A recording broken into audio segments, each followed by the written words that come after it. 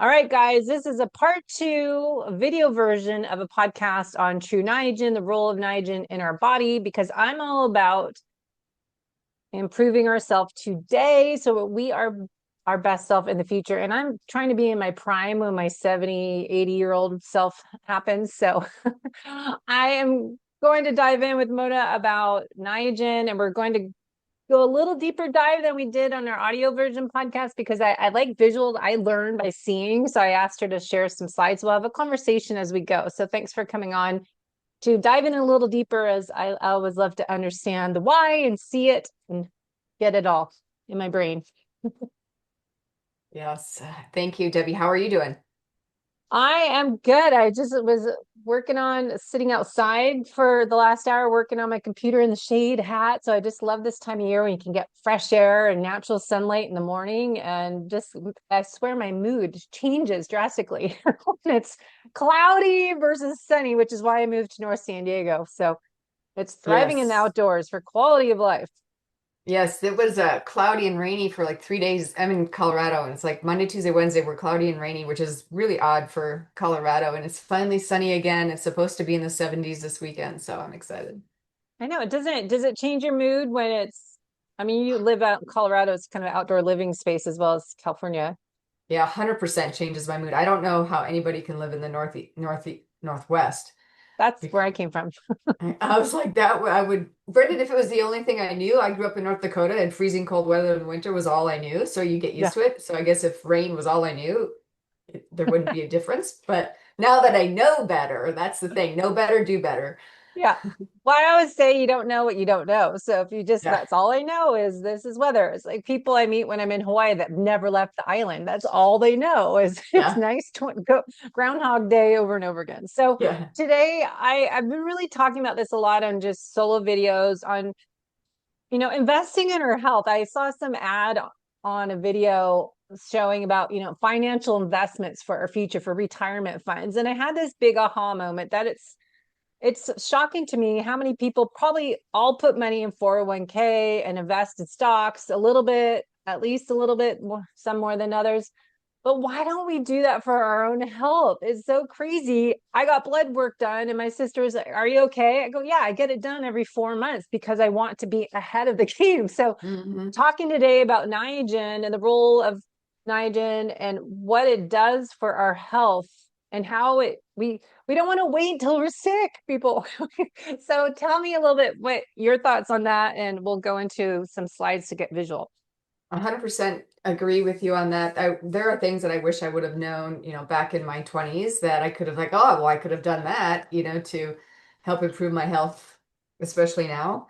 Especially, yeah, in menopause, that was just something that I've been going through the last couple of years, and boy, that's a game changer. And I didn't think I'd really have issues, and then when the hot flashes started showing up and the sleepless nights, I'm like, what is going on? So I wish I'm so thankful that we are now starting to talk about menopause. I wish it was talked about sooner. Like I know my mom's generation, it just was never talked about.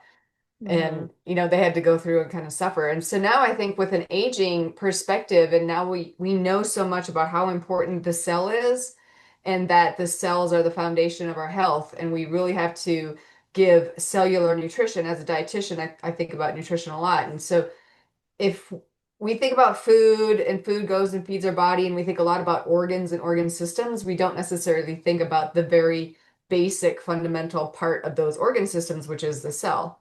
And Mm-hmm. that's where it all starts. And so I'm glad that the biohacking category and all that stuff is growing and is becoming a little bit more mainstream as the years go by, which is wonderful. And people are learning more and more about how aging starts within. It doesn't start when you get a wrinkle. It doesn't start when you see that first gray hair. It doesn't start when you get out of bed and you're like, oh, my knee hurts, for some strange reason. So it's, basically starts from the day we're born, but it doesn't manifest until several decades later. So we're going to talk about that today, about aging within and the science behind the power of NAD and Tru Niagen. Yeah, I'm doing this seminar next week in person here in Solana Beach on I was working on it, just improve your future self. And it came up saying the word future you, and that is a program. So now I feel they need to like, oh, I'm going to going to create some type of protocol of the Future You program. And I think this is a big part of it. And then testing and not guessing, as I talked to Dr. Patel on the me screen, mitochondria screening, and looking at the cell, which I can't wait to go through my results. But I just put my test results back last week. And then what I do, Pinoe metabolism testing, and how we can see how well our cells functioning by testing different modalities, and then figure out, am I doing the right thing? Is what I'm taking as Niagen or Niagen IV you guys have now, is it actually making a difference? And so I always like to have this baseline data, but having something I can correlate to get biofeedback is really important to me. And I know a lot of people take stuff, go, I don't even know if this is doing anything. I need to see numbers. So I think it'll be That's helpful exactly today. right, because when when you can't feel changes, sometimes you don't know what is actually happening. And because Tru Niagen and NAD, because they all work on that cellular level, people aren't necessarily going to feel something right away. A lot of that depends on health too. If Mhm. in my experience, the healthier you are, the less you're going to feel a difference. But you notice there, if you get blood work done, you can see differences in blood work and in, uh, usually a lot of people will see the subtle changes. I'm sleeping better. Um, that might be one. Hair, nail growth is another experience that people have, and they may not notice how much better they're doing until they stop for a while. And once they stop, they're like, "Oh, I really was sleeping better. I really was having a little bit more energy." And then that's when they go back on it. So we'll talk a lot about that today. We'll talk a little bit about the functions of NAD and the different precursors that are available, and why NR Niagen is the best precursor out there. So I can Yeah, share my let's do it. screen. Let's go on the slide presentation. Aging well with from within. I like that. I like that title. Aging. That'll be the name of our podcast. You just gave it to me. Thanks. Sure, no problem. Aging well from within. All right. So today specifically, I have four agenda items on here about what we'll talk about. Something that we call at Niagen Bioscience the Four Golden Truths. So we'll talk about NAD and why it's important. And NAD, just for your listeners, nicotinamide adenine dinucleotide. I will refer to it as NAD moving forward because I it is wonder such a why. mouthful. Exactly. Nicotinamide riboside moving forward, NR, why that's the best NAD precursor, and then why Niagen is the best form of NR, and then why Niagen Bioscience is the gold standard in the NAD space. So those are the four topics we'll cover. Jump in Perfect. and ask me any questions, and we'll keep this a conversation. So first of all, what is NAD? It's an essential molecule found in every single living cell in our bodies. It starts way down here in the molecule level, so it's not even before the cell. So it's inside the cell. As you can see, it would make up a component of the cell. And then as you put cells together, you get tissues, you get organs, you get organ systems, and ultimately you have a human. And as I mentioned earlier, we always think about health as related to organs or organ systems. So, kind of at this level, which is extremely far from the molecule level about where things actually start. So, we want to focus on way down here at the beginning of everything as to why NAD is important and its primary functions in the body. Hmm. One of the primary functions of NAD is ATP production, or cellular energy. This is the type of energy that we get through food. So in this graphic here, as we eat food, our body converts it into ATP via NAD. So NAD is involved in glycolysis. It's also involved in the electron transport chain. This this let me see, this process happens within the mitochondria. And our bodies, like, if we cannot make any energy anymore, like if our cells can no longer make energy, then the cells die. And that happens to cause all the other downward defects that happen with that. So the aging within, from what it basically, so as the cells die, you get senescence, you get dysfunction. And some of that dysfunction doesn't manifest externally for quite a few Hmm. years. And that dysfunction, we might be trying to figure out, is that, like, is it heart disease? Okay, well, where did that start? Way, way down the chain. And it started probably several years before it began to manifest in something like cholesterol levels or anything like that. Mm-hmm. The second function of NAD is cellular repair as well as DNA repair. And this little graphic here is kind of an analogy of how to look at cellular repair. So the proteins or enzymes in the body, primarily sirtuins and PARPs, are consuming NAD in order to help the cells repair and the DNA repair. So if you think of these enzymes as the wrench and you think of NAD Mm. as the nut, then you get to, when you put them together, you get DNA and cellular repair. Mm-hmm. So So, for instance, if our bodies are, oh, go ahead. well, this I'll let you finish, but before you move slides, have a question. So if our bodies are exposed to a metabolic stressor such as a viral challenge, or let's say, for instance, sun exposure, especially to the point of sunburn, which is inflammation in the body, then the enzymes, also proteins, will increase their consumption of NAD so that they can kind of gather up an army per se and go in and heal that damage that's done to the cells as well as done to the DNA. If there's enough NAD to do that, it's fine. They do their job just fine. As we get older, NAD declines, and there may not be enough NAD in that pool for those proteins, PARPs and sirtuins, to do their job correctly and effectively. And if they don't, then that's when the damage can linger and it'll remain in the cell as either still cellular damage, DNA damage that doesn't get repaired, and eventually cells die. Yeah, that's what I'm sure we'll talk about it soon, but it just reminds me of what I'm doing in my seminar, talking about metabolism testing and how to identify mitochondria health is looking at creating new mitochondria biogenesis and get rid of the damaged cells, autophagy or mitophagy. But the PARPs and sirtuins, that comes up a lot when we're talking to how can I create new mitochondria. So we can come back at the solutions at the end, but that's interesting to see it in that format. Mm-hmm. There's actually a study that they showed with supplementation with Niagen and mitochondrial biogenesis. So remind me to talk a little bit about that study if we later on get into the topic again of mitochondrial biogenesis. Yeah. So precursors for NAD, you can get it through diet. It's a form of anything that's a vitamin B3 or a form of niacin that will be a precursor to NAD. That nutrient, specifically vitamin B3, is found primarily in animal type products. So you see poultry, beef, pork, fish, shellfish, and here's like canned sardines, etc., that would have that. However, when diet is not enough, and in this case, diet is difficult for diet alone as well as lifestyle alone to raise NAD to optimal levels, especially once we age, especially as we're exposed to different metabolic stressors. So supplementation is important. Everything on this side here that has an asterisk is a form of niacin or vitamin B3. Tryptophan is an amino acid, several steps to make NAD, so it's very inefficient.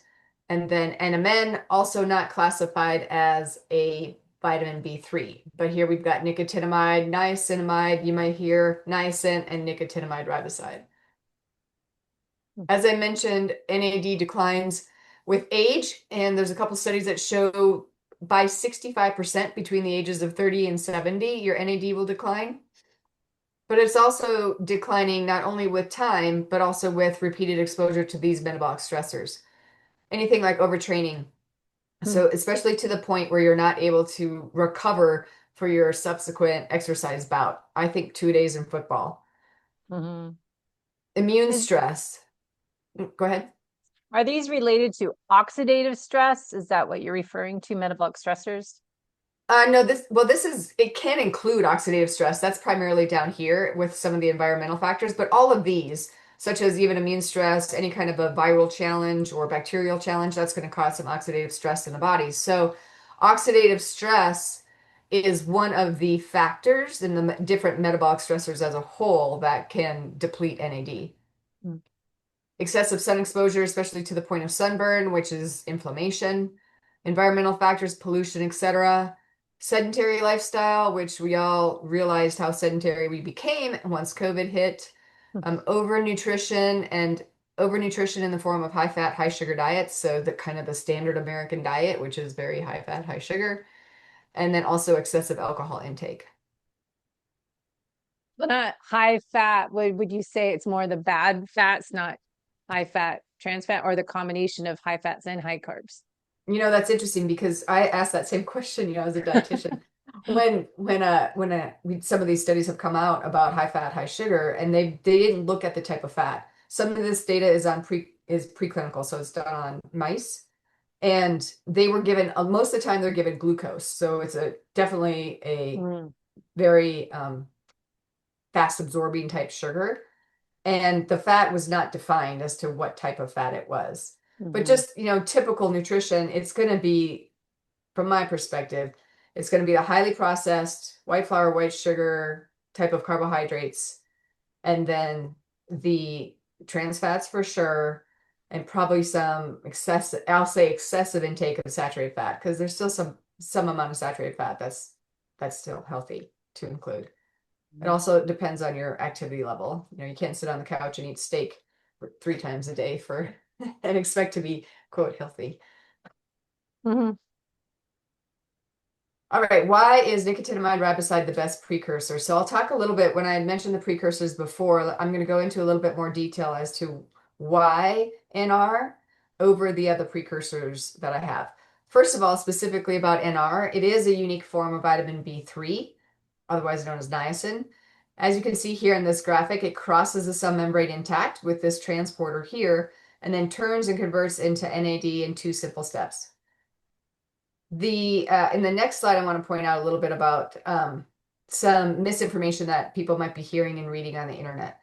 But first of all, like, there are trace amounts of NR found in food. It's very, very trace. So milk has some of it, but in order to obtain the 300 milligrams that's found in Tru Niagen, in one capsule of Tru Niagen, you have to drink about 88 gallons of milk a day. I don't think Nice. people are going to drink that much milk. I was growing up, I drank a lot of milk, but nowhere near that amount. So, Yeah. And I don't like milk. And then especially after I heard milk cows is from cows is for their calves, not for humans, unless you're eating breast milk. Hopefully not as adult. yeah, exactly. Make Exactly. colostrum. Yep. So here is a little bit more of a detailed explanation of the different metabolic stressors. So, I'm sorry, not metabolic stressors, the forms of precursors. As I mentioned earlier, tryptophan and amino acid, as you can see here, significant number of steps in order to try to get down here to the prize of creating NAD in the body. Your body much rather would use tryptophan as an amino acid for protein building and tissue building, not to create NAD. The ones with the dotted lines around it are forms of vitamin B3. So taking a look at niacin, it crosses the cell membrane, gets converted in 3 steps into NAD. But we know that niacin in high doses, especially doses that are high enough to increase NAD levels effectively, will cause flushing. So niacin is not the best precursor due to that flushing aspect that it has. Nicotinamide riboside, as I showed in the previous slide, crosses the cell membrane and gets converted into NAD in these 2 short, simple steps. And then niacinamide or nicotinamide is recycled within the cell, but also if you take it externally, though, if you take it as an oral supplement, you can see it has to go through different types of conversions in order to cross the cell membrane. So it has to be converted into NMN, NMN has to be converted into NR, and then cross the cell membrane. Now, the other NAD precursor was NMN, which is shown here. And this is the oral supplement example. And what I want to explain here is that there might be, information that's seen on the internet where people say NMN is a uh, direct conversion, only 1 step, and it's a direct, can't think of the word right now, direct conversion into Mhm. NAD. Well, that's true inside the cell. As you can see here, here's the cell membrane, and this is Mhm. inside the cell. However, when people take NMN orally, there's a phosphate attached to it, and that phosphate has to be removed because they're too big to cross the cell membrane. That phosphate is removed by CD73.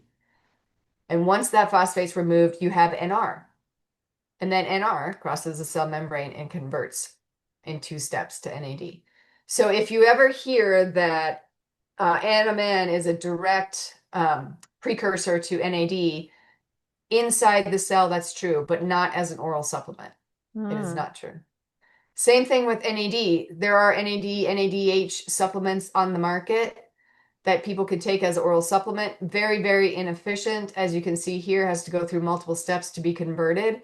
NAD has two phosphates attached to it, so those phosphates need to be removed. Plus, it has to be broken down into its constituents, one of which is NR. So it goes through the same step where it's all broken down and then converted and crosses into the cell membrane as NR.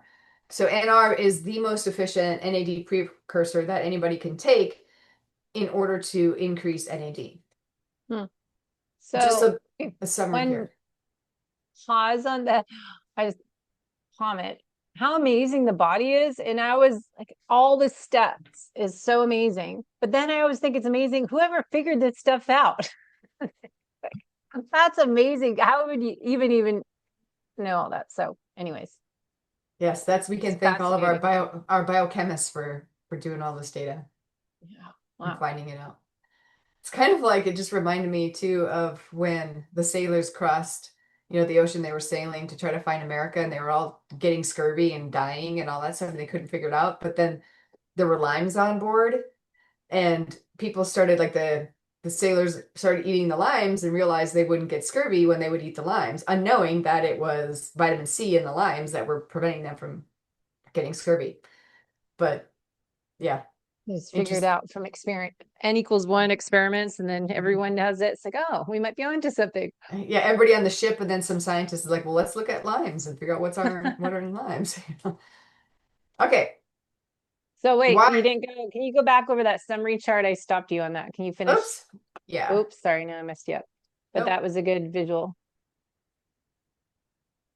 Okay.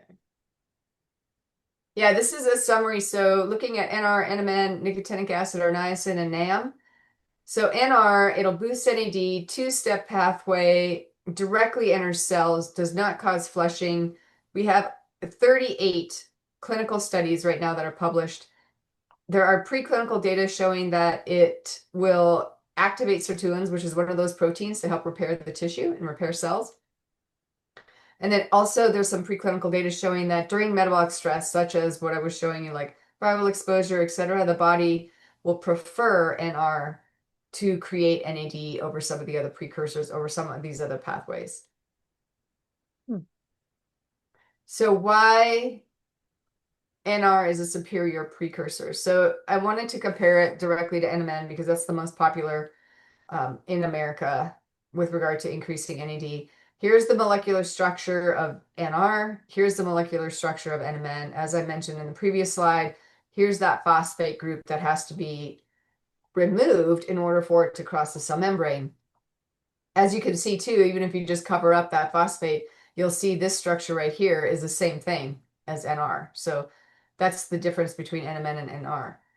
Once that phosphate is removed, so if somebody were to take it orally, the phosphate's removed through this enzyme called CD73 and it becomes NR. NR then enters the cell membrane, it gets converted back into NMN, and then that goes into NAD inside the cell.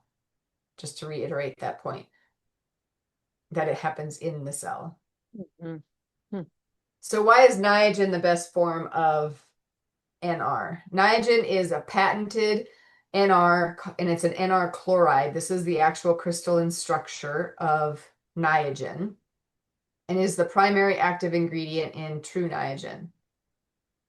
Niagen has several global regulatory acceptances. It's the only form of NR that has obtained all of these global reviews as well as regulatory acceptances. So the FDA, Health Canada, European Commission, TGA of Australia, and Visa of Brazil, FSANS of Australia and New Zealand, and then Turkish Ministry of Agriculture. Niagen has all of these acceptances and safety reviews. So no other NAD precursor has that. Also, we have Niagen owns or licenses over 50 patents. So when you see Niagen, or if you see on an NAD precursor and it says something like nicotinamide riboside on it, and if you look on the back of the label and it says nicotinamide riboside chloride, and it is not Niagen, so there's not a brand name on there that says Niagen, then it's actually infringing upon our patents Mm. and cannot be technically and legally cannot be sold because it's patent infringement. Same thing with other forms of NR. You might see other forms such as NR malate on the market, and NR malate also is infringing. It's a different salt, does not have any of the research. They're actually using our research to kind of substantiate their claims, even though it's a different molecule.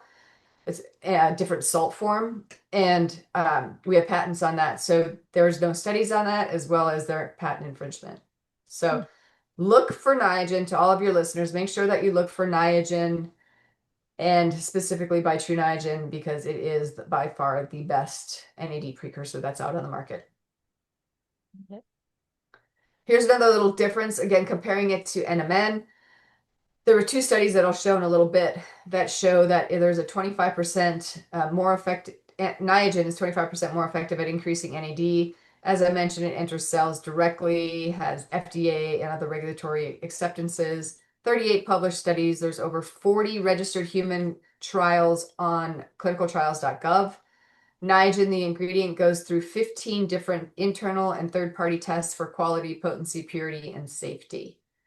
Whereas NMN is less efficient, it cannot directly enter cells. And back in November of 2022, the FDA ruled that NMN can no longer be sold or marketed as a dietary supplement in the US. So anything NMN being sold in the US is technically illegal. There's far less studies on NMN as well. There's only a little over 20 on NMN. This is that study I was mentioning about the 25% more efficacy. So a study in 2019, Kanzi looking at using 1,000 milligrams of NR, Niagen, and then Pensina used 1,000 milligrams of NMN. And after 2 weeks, there was a higher increase, 25% more NAD in the blood in Niagen compared to NMN. So 25% more effective at raising NAD than NMN. And this is just in 2 short weeks. Wow. How'd they test before and after their levels? It's blood. They just drew a baseline, and then they drew it again at 2 weeks. 0 baseline, 2 weeks, and then 8 weeks. This is an 8-week study. So Niagen is a superior precursor. Here's a little bit of a summary, similar to the one I showed before. However, this one also shows that while Niagen was successfully reviewed under FDA as a new dietary ingredient, NMN can no longer be sold as a dietary supplement in the US. I was big on Amazon, I think, wasn't it, in the news a few years ago when that happened? Yeah, Amazon took it off, took NMN off. I remember that. But there's still other NMN companies out there selling NMN in the US, doing it legally. So the FDA actually is going to make a decision sometime this summer about whether or not they'll maintain and uphold that decision from 2022, or if they're going to reverse it, which they reversed their decision on NAC when that was at one point, gosh, this was maybe like 4 years ago or so, where the FDA said that NAC, the precursor to glutathione, could no longer be sold in a dietary supplement. But because it had been used for so many years as a supplement, they grandfathered that in. So there's been some uproar about NMN being classified as illegal from the FDA to be sold as a supplement, which is why there was all this public comment. So FDA is looking at the public comment and will make a decision this summer. However, there was a pharmaceutical company who filed an IND before NMN ever entered the market as a supplement, and they filed that IND as a pharmaceutical, as a drug. So if they file an IND with FDA prior to ever creating a supplement, then a supplement cannot be made out of the same ingredient. It can only go down the pharma route, and that's why FDA ruled it to be illegal for use in dietary supplements. We'll see what they do come this summer. Yeah, interesting. All right, the last 4 golden truths is Niagen Bioscience is the gold standard in the NAD space. What I want to emphasize here is the quality is in our DNA. As I mentioned a bit earlier, Tru Niagen is tested for potency, purity, and safety. So Niagen, the ingredient, goes through 15 different internal and third-party testing for quality, purity, and safety. Tru Niagen, as the finished product, goes through 22 different tests, internal and third-party, for potency, purity, and safety. All of our labs are ISO, IEC accredited. We also have other third-party certifiers, including NSF, Certified for Sport, Star Kosher, and Halal. I think Very, people need to know how important that is because I get supplement pitches every week, every day. Some companies just send me samples of something, and you have to look at, is it third party tested? What are because if there's toxins in it, heavy metals. I mean, you never know how is it made. So I think getting the third party testing and then making sure how it's made is important. Certified. yep, yep. We have a very heavy scientific foundation. These are some of our scientific highlights. As I mentioned, we have 38 published clinical studies on Niagen. We have over 40 clinical trials that are ongoing listed on clinicaltrials.gov, over 150 preclinical studies. As I mentioned, 3 successful FDA notifications, over 50 patents owned and licensed, and over 300 different global research collaborations on our ingredient. That's amazing. That's a lot. Yeah. So Niagen, a little bit about Tru Niagen, our product. It is the key active ingredient is Niagen, patented nicotinamide riboside chloride, and it just includes a few other inactive ingredients such as stearate, cellulose, and basically 2 forms of cellulose. And those just help for it to go through the machine so it can fill up the capsule so it has a little bit more bulk, and it also helps the flow rate. Tru Niagen also clinically proven to increase NAD. So if you take a look over here at this graph, after 8 weeks, it will increase your NAD up to 50%, 48% specifically, with this is 300 milligrams. Many of the studies that we have are done on 1,000 milligrams. So it just depends on what your clients are looking for with regard to what dose they need to take. And they could take a quiz, wasn't it? There a quiz on the website on how much you need based on. Yeah, there's a kind of a quiz like how much you need to know. This one is specifically for Canada. As I mentioned, it is also approved by Health Canada. So in Canada, Tru Niagen is known as a natural health product. They have different regulations than we do here in the FDA. And so these are the different claims that we use in Canada.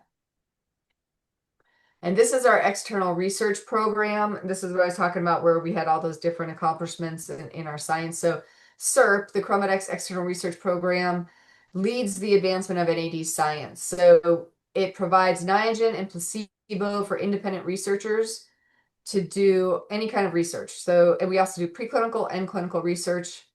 And we have clinical grade capsules when we do this type of research. We also have last summer, we launched Niagen Plus, which is our pharmaceutical grade Niagen that can be used in IV or injection. So that's right now being offered in almost 600 different types of wellness infusion type clinics around the US. 95% of our research coming out of this program are investigator driven and third party funded. So Niagen Bioscience has only funded a few of these studies out of here. So very unbiased research that's coming out. And that's really important to note too for people, that is, if it's this research study is done by the company, as say Gatorade is doing hydration research study, you need to look at who's running it. And then again, the third party funded, tested, evaluated. And it's unbiased. It's not to say that industry funded research is not credible. It is credible. It's just when it is third party and it's investigator driven, then that means that we have no say on the methods of the study, and we have no say on if it's going to be published or if it's not going to be published, or the outcome of the results, anything like that. We don't have any say on that. So when we did fund that one study I was telling you about, Kanzi, we did fund that study, but we also make sure that the the investigators that we use or the organization that we use, whether it be a university or a contract research organization, they're going to do it as highly credible methods, et cetera, publish regardless of results, et cetera. So Mhm. also And very, very important.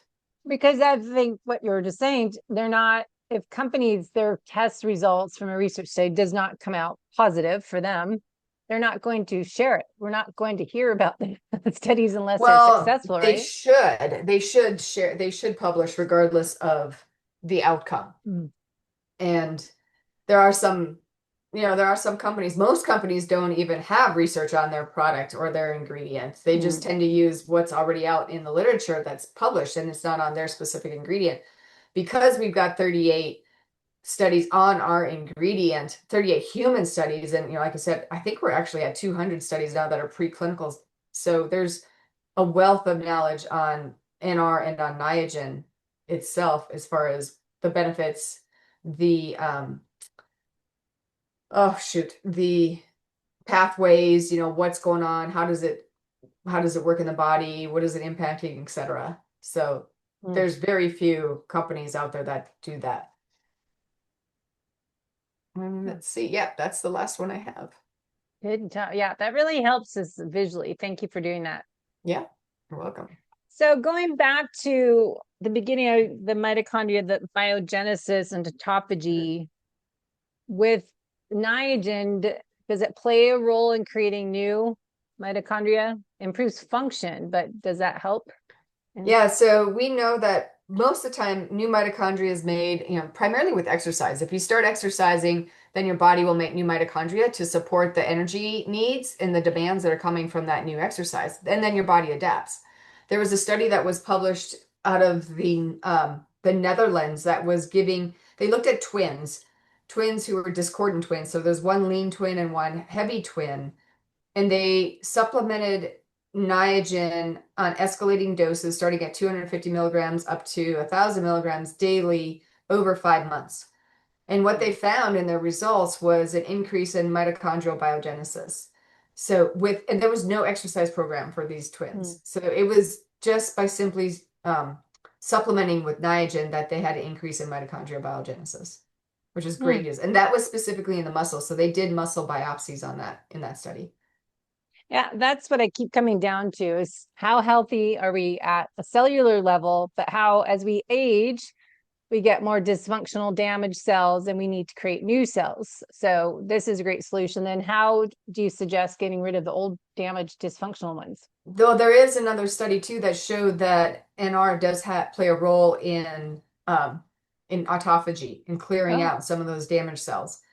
So that's another little benefit that we've just seen. I think that study published, I think it was this year that showed that NR played that role. So that was other more great news.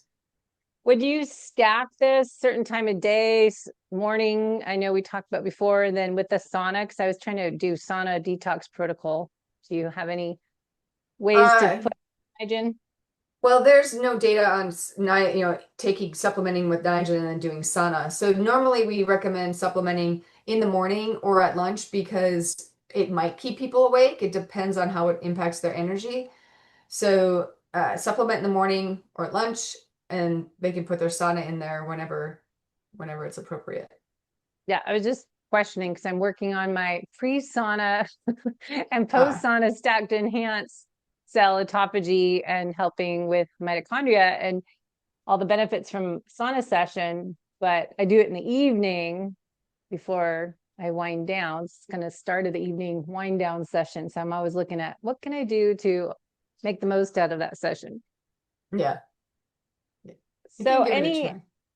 yeah, I will. So any other information and we talked about metabolic stressors as I keep diving into oxidative stress and as people that are active and in our environment, but other metabolic stressors, part of it is oxidative stress as we age, especially people that are exercising too much or more than the normal person. Any comments on that as we age and how we might need to mitigate some of the damage we're doing? Well, definitely supplementing with True Niagen. Yeah, I would recommend around 1,000 milligrams, especially for somebody who's highly active. and might be exposed to more of the different metabolic stressors. They may not get a lot of sleep because we do know from preclinical data that sleep, our circadian rhythm, leans a lot and requires NAD to help regulate our circadian rhythm. So if we're depleted there, then that could interrupt that. If there's a lot of travel between time zones, there's some other, emerging data that shows that that could be an issue. So especially for athletes, who might be traveling to games, they're already stressed for the practice and the game playing, and they're already stressed because of probably lack of sleep, and they're already stressed because of time travel, depending not literal time travel, but depending on where are they going to the West Coast, are they going to East Coast, those 3 hours make a significant difference. So, good question. Are we needing to add more in than the 1,000 milligrams? For example, I'm flying from LA to London Oh, and to Italy in a couple of weeks, and I go at nighttime. We have an 8 p.m. flight. I'm going to be totally screwed up. And I'm trying to think, okay, what can I do to mitigate some of the damage of being on an airplane so long, but the time zones and your lack of sleep schedule? yeah, there's some like anecdotal data that we know people who have traveled overseas. I don't know if they've taken it at night, like if they've gone on the plane, if you're going late at night, and you could take it, you could try it and see if it doesn't keep you awake or not. But I take at least 1,000, maybe closer to 1,500, just to at least combat a little bit before and a little bit after that travel time. So I probably should do it when I wake up from my 3 hour nap. I'll probably have on the plane when I'm on European, if it's London time zone morning. So to reset my circadian rhythm, that might help to take the Tru Niagen higher dose in the morning of that new time zone. Yeah, Okay. yeah, That's what that's my what I would do. intuition says. Okay. And So and then yeah. if anybody's having, like for me, I had a couple surgeries a couple years ago, planned surgeries. I had an ankle repair and a shoulder repair, and I upped my Tru Niagen supplementation pre and post, Mm, just to help with that because those are significant metabolic stressors. I mean, that's definite tissue damage when they're going in and doing surgery. So just to help with that, we do have a patent on wound healing also. So we know from a cellular level, it helps with that. yeah, that's good to know. And then we mentioned middle age, peri, postmenopause, that time. Have you found that a little bit more, or at least 1,000 milligrams helps through those You know, hormone changes? that's for me no, like no, nothing helped with that. I mean, even hormones, that was just difficult as well. We don't have data specifically on menopause or perimenopause. There are some, like we have one OBGYN who's a partner with us. She's specifically in fertility expert, but she also does work with some women who are in the peri and postmenopause state. So they are trying it. There was one, we were at a little event that was in LA back in March, and there was a woman in the Mm, audience who said, man, it saved her from her perimenopause issues. So no data on that, but just some anecdotal. It's definitely worth a try. yeah. Okay. Another question I just thought of. There's a company, Encinitas, has a lot of light therapy, and they have this kind of recharge station that's called Lumati Wellness. It's a company, and they're having light therapy beds, and there's a wall panel with not just red but different lights. So with that, to improve mitochondria health, I would think taking a Niagen before that or stacking that with the IV would pretty be powerful for cellular health. Yeah, I would, again, no data on that specifically. It has not been studied, but I would stack it with that light therapy. Yeah, I was just working on that this morning, they did a study recently in Park City doing this, their slight 5-in-1 recharge station, they call it, with Pinoy metabolism testing, their resting metabolic rate and their heart rate variability before and after, and how the changes of people's metabolism went up, their heart rate variability improved, but just having this 15-minute session on this 5-in-1, which is a vagal nerve stimulator, you're breathing in oxygen, you're standing in front of a light panel, and you're on a vibration plate. Oh, wow. So I Huh. was thinking, oh, what if he took this beforehand? What would it be help doing at a cellular level even more? Because I did it a couple weeks ago, and it was I felt something happened afterwards. I was like, okay, I feel really weird. So I know it was doing something to me, but I'm always looking at, again, how to enhance the whole process. That'd be interesting if you did it and then did it once without taking Tru Niagen, another time with taking Tru Niagen, and let us know if there's a difference in the Panoi test. That'd be great. Yeah, I will do that because I was talking with them how to do that and do the IV because they have a place here in Hmm. Solana Beach and how we can test with Hmm. it. So we were working on that earlier this year. So I'll have to follow up on that. Amazing. Well, thank you for all the great Yeah. insight and understanding. Again, I'm a visual learner. I have to hear, I have to see, and have to repeat it 100 times to get it into my small brain. And then my memory, to make it work in the memory, takes a few repetitions. So I like Yes. look. And so people have any more questions, just put comments below. If you want the links, I'll put them in the show notes and we have a discount code we can share on there too with my links, and you can see how you feel and share your experiences with this. I'd love to hear from everyone. Yeah, and if you get any questions from any of your listeners, and feel free to reach out to me. I'm happy to answer any questions. That'd be great because I know I have a video that always has questions with Dr. William Davis on the super gut to glow, and it like every day I get questions. I don't know, so hopefully people ask lots of questions and I'll Yeah, send them to you. that would be wonderful. Okay, all right, well thank you, have a wonderful weekend. Thank you. You too.